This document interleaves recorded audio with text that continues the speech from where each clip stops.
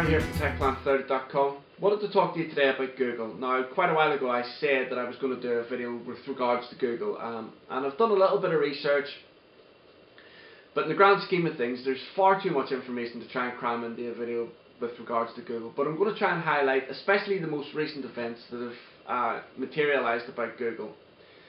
Now, in doing this, I'll give you a kind of like a brief rundown of the birth of Google and where they are now.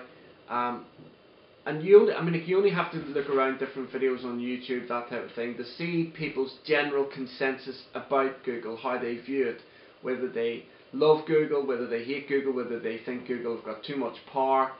They're worried about the kind of information censors that they have and the security surrounding Google. So that's what I want to get out of this video from you guys. I want to get your opinions on Google after I've given you a brief rundown. Now, first of all, Google was formed by two guys, Larry Page and Sergey Brin, and they both met in Stanford University in 1995. Then in 1996 they both came up with this idea for a search engine, and they called it Backrub.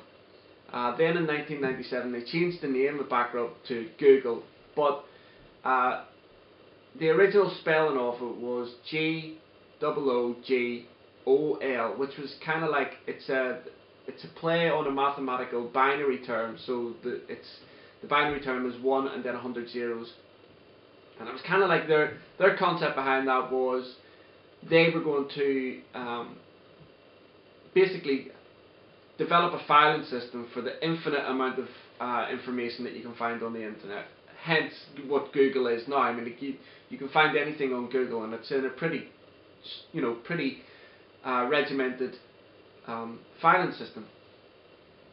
Then, as they moved forward, they gained partnerships with all sorts of different companies, and then in March 2001, Eric Schmidt joined Google on the board. And 5 months later, around about August 2001, he became Google's CEO. So that was really quite fast.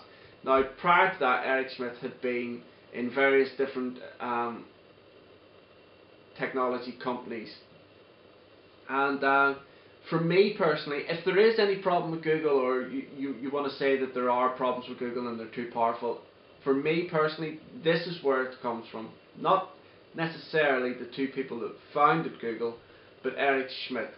And like I say, guys, it's only just my opinion. From what I've read and what I've researched over the last 2 months about Google, this is what I have kind of like come up with. Then in August 2006, he joined Apple's board. I don't know whether Steve Jobs approached him or whatever, but he came on board with Apple. And then, due to kind of like conflicts within the board and conflicts between what Google were doing and Apple were doing, he resigned his post in 2009. So he was there for 3 years. Now, one of the things that I find really strange about, not strange, but you know, you've got to look at it and think to yourself, he joined Apple 2006, left 2009. 2007, June 2007, Apple released the iPhone.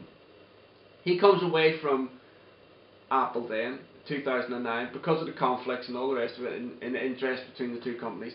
And then on the 5th of January 2010, Google released the Nexus One, their first mobile device, and that obviously it's running on the open source operating system Android. So a lot of people then, back, you know, when he left and then whenever they brought out their phone, were saying, you know, this is crazy. Obviously Eric Schmidt was sitting on the board of Apple, had privy to all sorts of information, all sorts of things that were going on in and around Apple, and then he, in a way, a lot of people view it as like he betrayed the company, he betrayed Apple, came away. He was always still the CEO of Google. He had never left Google when he was at Apple, by the way, but he betrayed Apple, came away with a lot of secrets that were going on in and around the company, and implemented them into his own company. Now, a lot of people say that's all fair and love and war and business and all the rest of it, and that's exactly what business is. People would argue the toss of Steve Jobs and Steve Wozniak and the rest of the team done that back in, you know, whenever they went to the Xerox Research Center and came away with the mouse and the Windows thing and all the rest of it. But that's my take on it.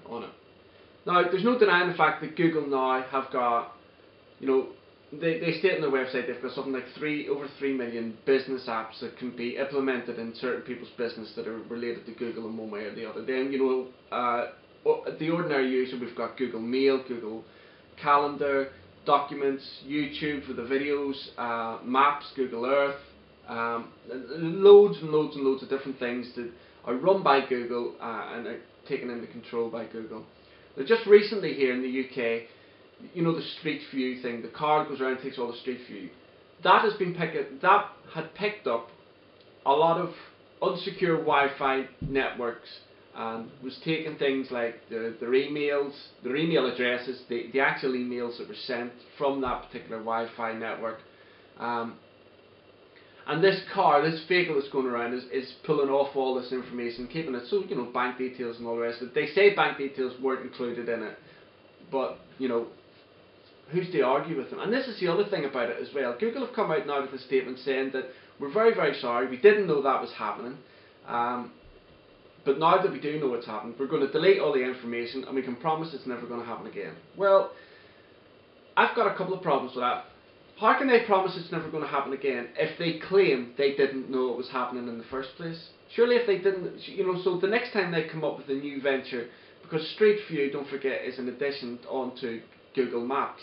So God knows what they can come up with the next time. So the next time they come up with a new concept, what, you know, what's to say it can't happen again? Because if they knew about it, they could have prevented it the first time.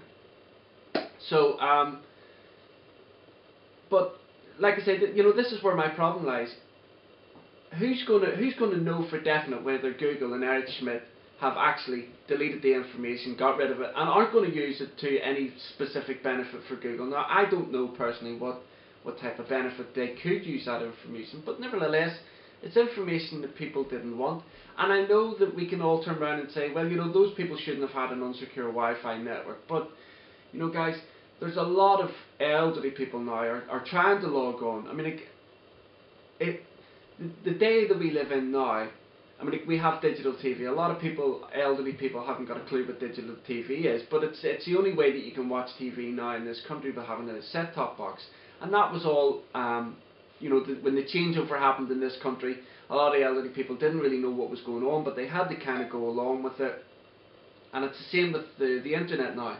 It's a massive portal for elderly people. They can do a whole lot more on it, and they're not really going to know about secure networks and all the rest of Wi-Fi signals, all this type of thing. So I think people like that can be forgiven for not having a secure network, and they can also be forgiven for not expecting the likes of Google to be driving through their streets and taking their information.